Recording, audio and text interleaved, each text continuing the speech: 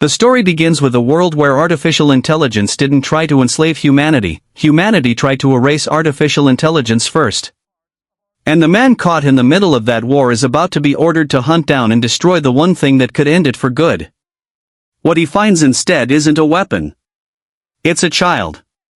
And that single choice is going to break him, save him, and cost him everything he has left to lose. Before we get into it, I need you to understand something about this movie. It doesn't play like your typical big loud sci-fi blockbuster.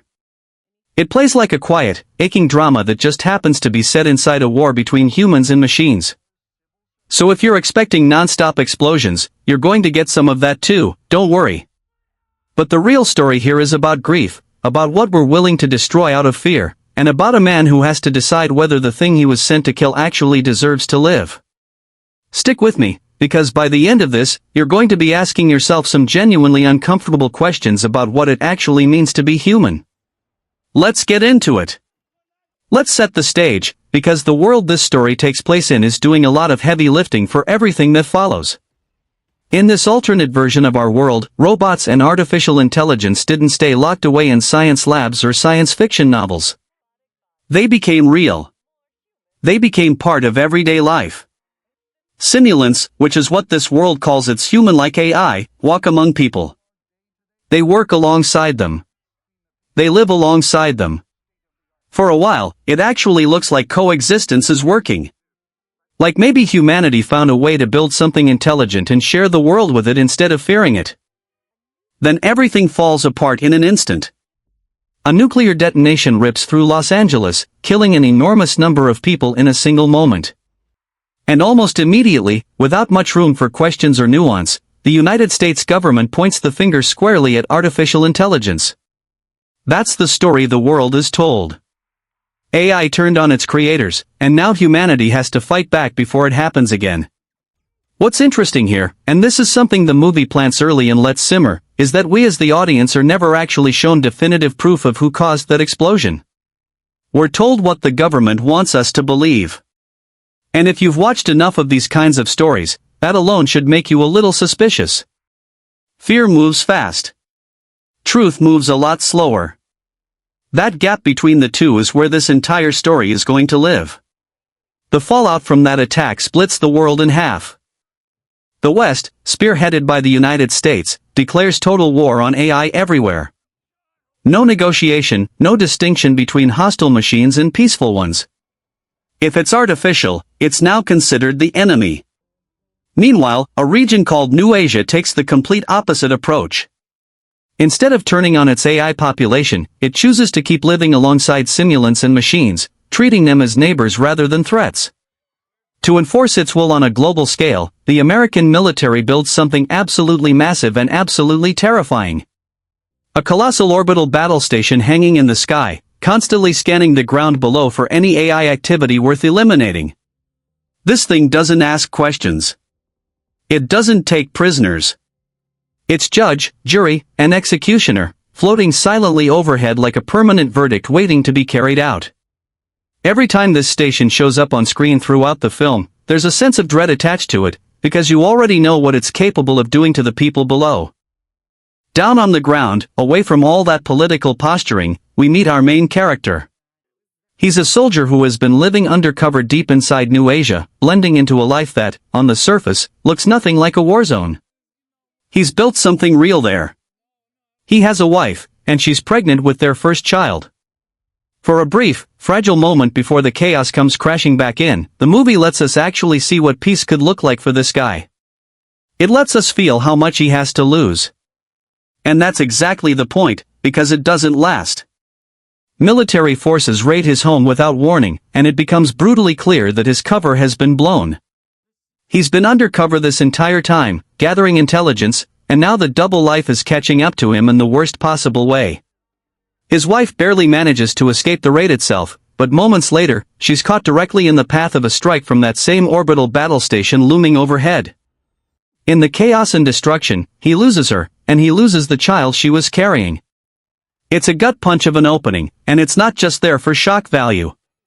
This loss becomes the emotional wound that the entire rest of the movie keeps circling back to, again and again, in ways he doesn't even fully understand yet. Everything he does from this point forward, every choice, every risk, every moment of hesitation, is going to be shaped by what happened in this one devastating scene. Time jumps forward 5 years, and the man we meet now barely resembles the person from that opening. He's doing cleanup work in a Los Angeles that still carries the scars of that original nuclear attack, both physically and emotionally. He's not a soldier anymore, at least not by choice. He's just a man going through the motions of survival, carrying grief he's never actually processed and probably never let himself process.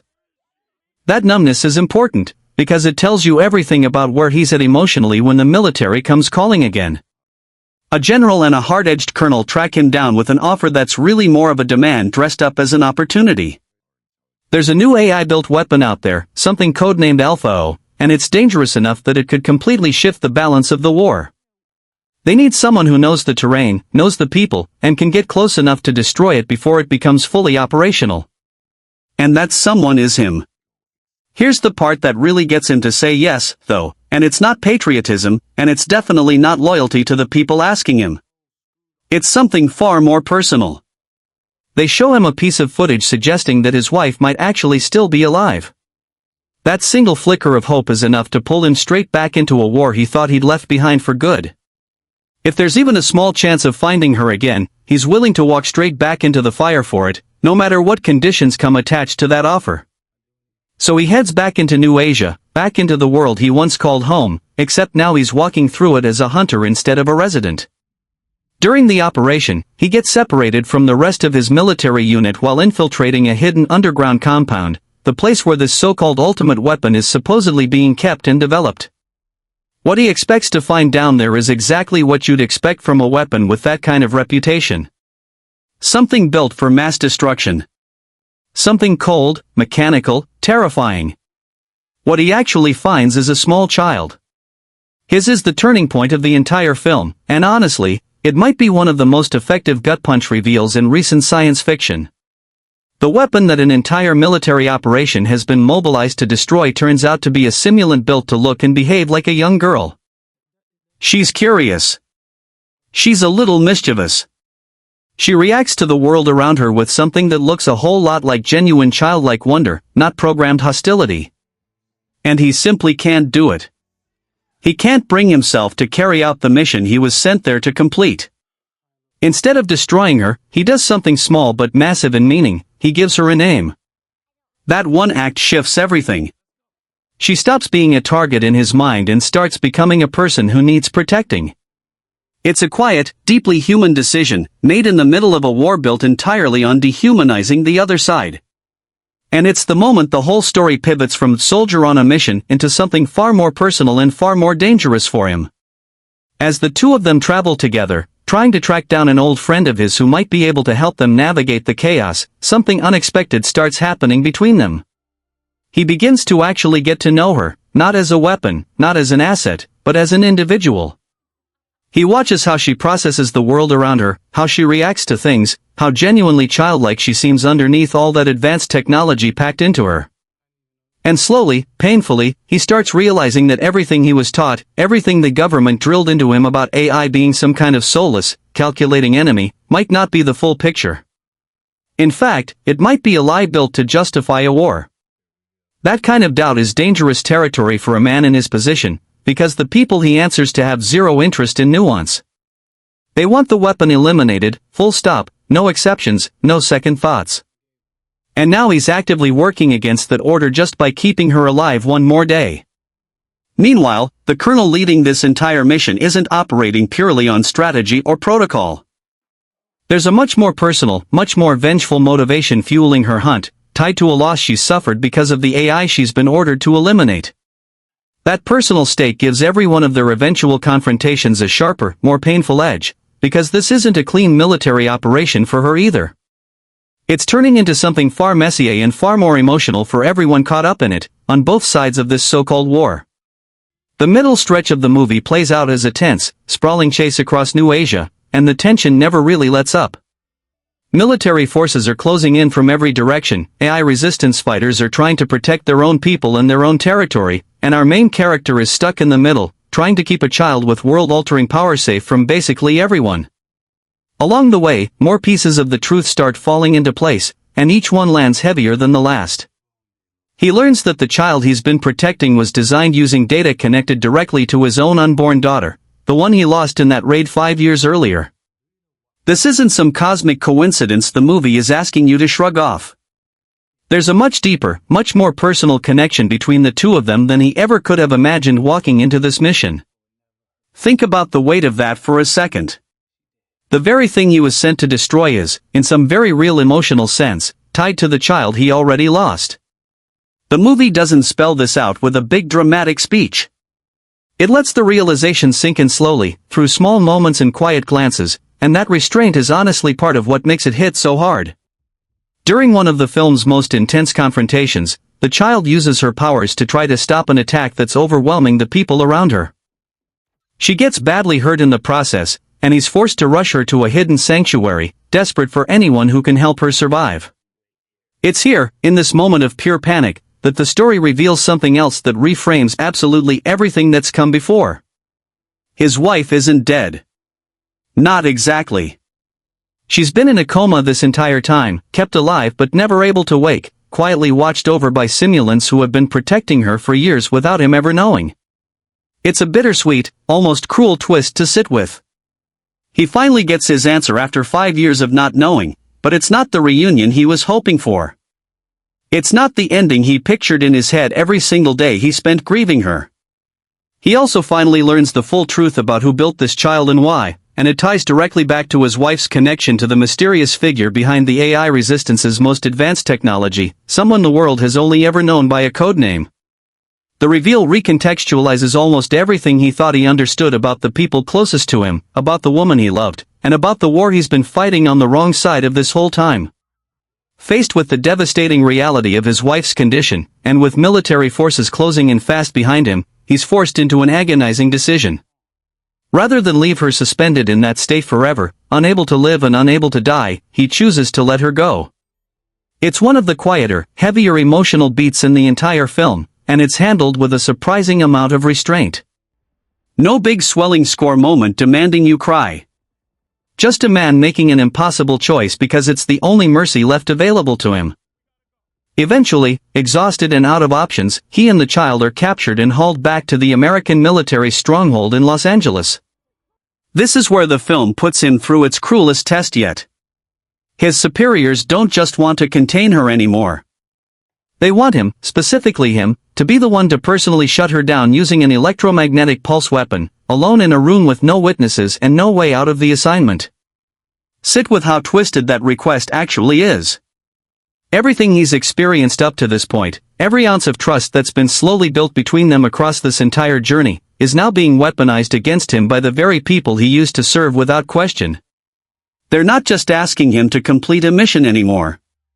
They're asking him to betray the one relationship in his life that's given him any sense of purpose since he lost his wife and child 5 years ago. The film doesn't rush this moment, and it shouldn't. It lets the weight of the choice really sit with the audience, forcing you to feel the impossibility of his position right alongside him. There's no clean way out. Whatever he decides here is going to cost him something enormous.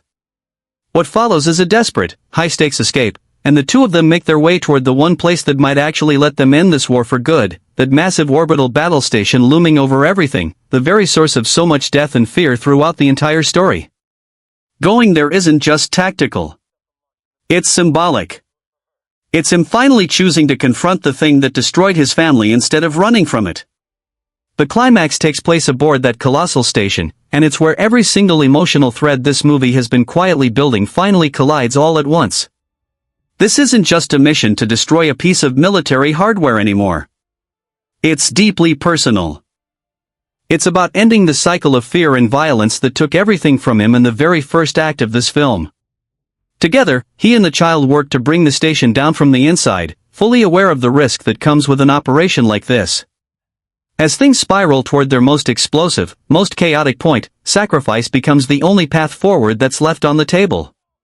He makes choices in these final moments that put her safety above his own survival, over and over again, refusing to let her become another casualty of a war she never asked to be a part of and never chose to fight. The station comes apart in flames, and that destruction closes the book on the very thing that's been hanging over this entire world since the film's very first scene. It's a huge, loud, visually stunning climax, no doubt about it. But underneath all that spectacle and scale, it never stops being fundamentally a story about one man's grief, and one impossible, unexpected bond that gave that grief somewhere to go. In the aftermath, the story lands on something quiet and reflective rather than loud and triumphant. He doesn't walk away from any of this untouched. The cost of everything that's happened across this journey is real, and the film isn't interested in pretending otherwise just to give you a tidy, comfortable ending. But the child he chose to protect survives, carrying forward everything he sacrificed to give her a real shot at a future he never got to have. What makes this ending land so hard, and honestly what makes the entire movie work as well as it does, is that it never treats the AI versus humanity conflict as a simple good versus evil story. Almost every monster in this movie turns out to be far more complicated than the label the world slapped onto it. And almost every hero makes choices throughout this story that are messy, selfish, or born out of raw grief rather than pure nobility. That's exactly what makes it all feel so real, so grounded, even inside a story about war robots and orbital battle stations. At its core, this film is asking one very simple but very loaded question, and it's a question it never fully answers for you. What actually makes something worthy of love, of protection, of being called alive? Is it what you're physically made of? Metal or flesh, code or memory? Or is it how you treat the people, or the beings, around you, regardless of what you're built from? Our main character spends this entire runtime learning that lesson in the hardest, most painful way possible. And if the movie did its job right, so do you, sitting there watching it? So here's the question I want to leave you with before you go. If you were standing in his position, forced to choose between following orders and protecting someone who clearly wasn't the monster you were told she'd be, would you have made the same choice he did? Would you have been able to pull that trigger, or would fear have won out over what you actually saw with your own eyes? Drop your honest answer down in the comments, because I genuinely want to see where you land on this one. And hey, if this breakdown hit for you, do me a solid and hit that subscribe button so you don't miss the next one. There are a lot more stories like this one coming your way, and trust me, you really don't want to miss them.